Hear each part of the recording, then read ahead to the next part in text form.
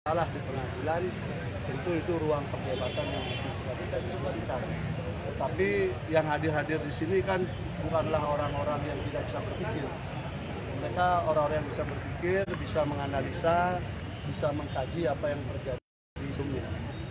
Sehingga mereka meyakini korban kriminalisasi terhadap Mas Anas ini tentu harus dilawan.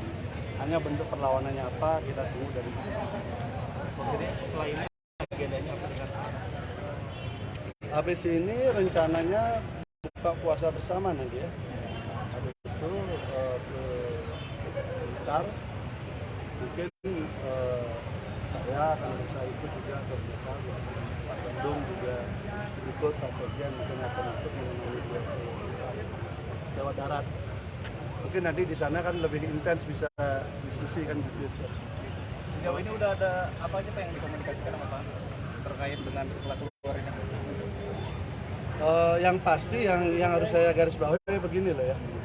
Ada dibangun narasi seakan Pak Anas itu keluar akan membalas dendam. Gitu ya. Saya klarifikasi di sini, beliau keluar tidak akan istilahnya dendam dengan siapapun, tidak. Karena bukan karakter beliau dendam. Tetapi bahwa beliau nanti keluar secara perlahan tapi pasti akan menjelaskan apa yang terjadi, apa yang menimpa beliau itu akan dilakukan dengan sungguh-sungguh. Karena ikhtiar berjuang mencari keadilan ini kan perlu waktu yang panjang, tidak mudah.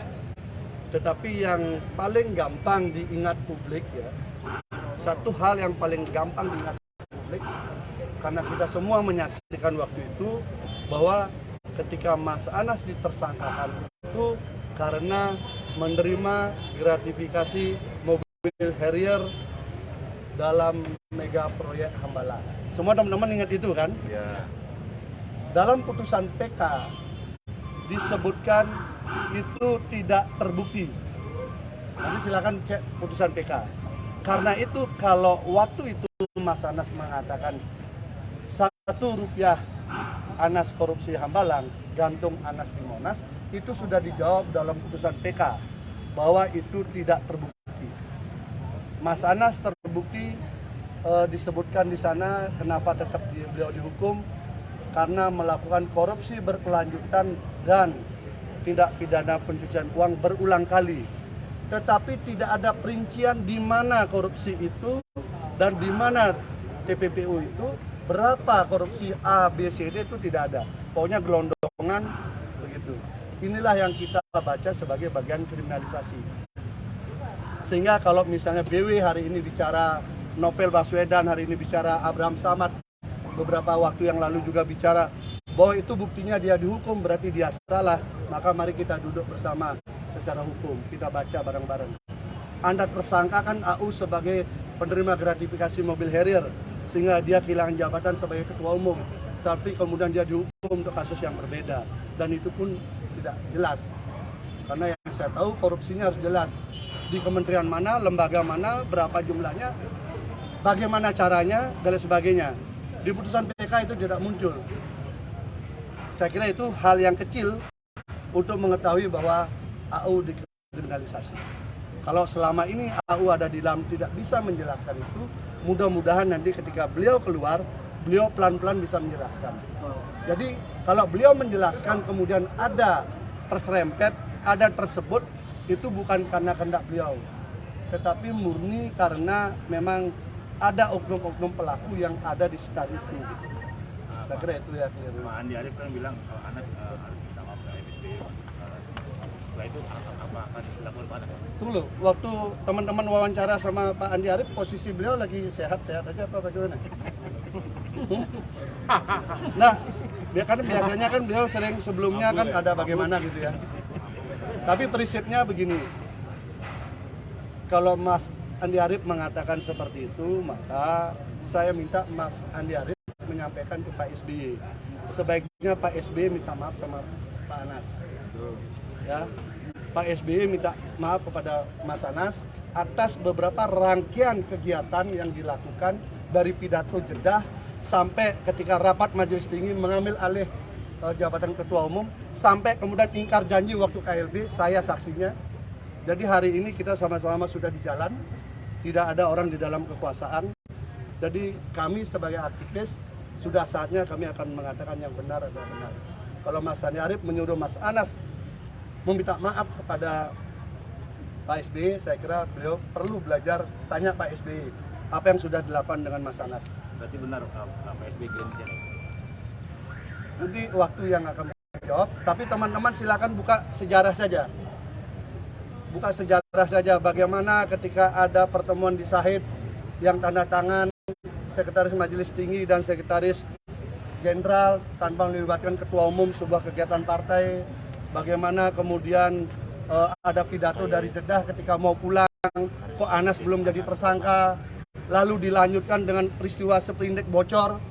Makanya saya ketawa hari ini ketika Abraham Samad BW ikut kampanye mempermasalahkan Firly karena membocorkan dokumen penyelidikan di SDM. Beliau itu juga pelaku Sprindek bocor. Sprindek belum ada gelar perkara sudah ditandatangani dibawa ke istana.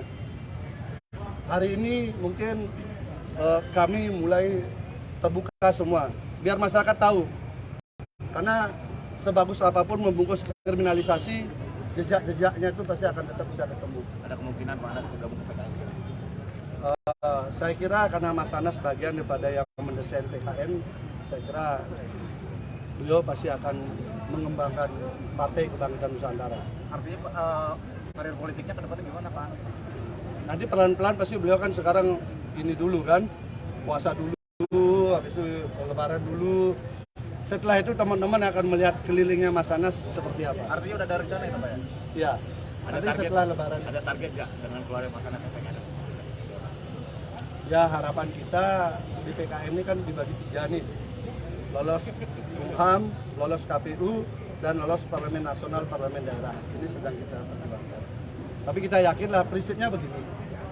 Karena Mas Anas ini talentanya politik, maka kami teman-teman berikhtiar menyiapkan kendaraan sehingga ibarat pemain sepak bola, bagaimana beliau bisa ikut dalam kompetisi bertanding kalau nggak punya klub.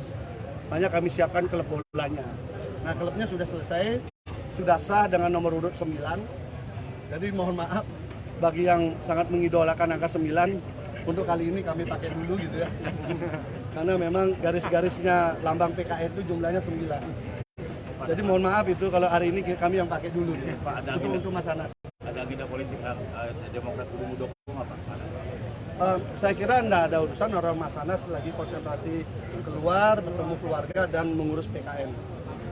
Jadi nggak ada kaitan dengan dinamika di sana.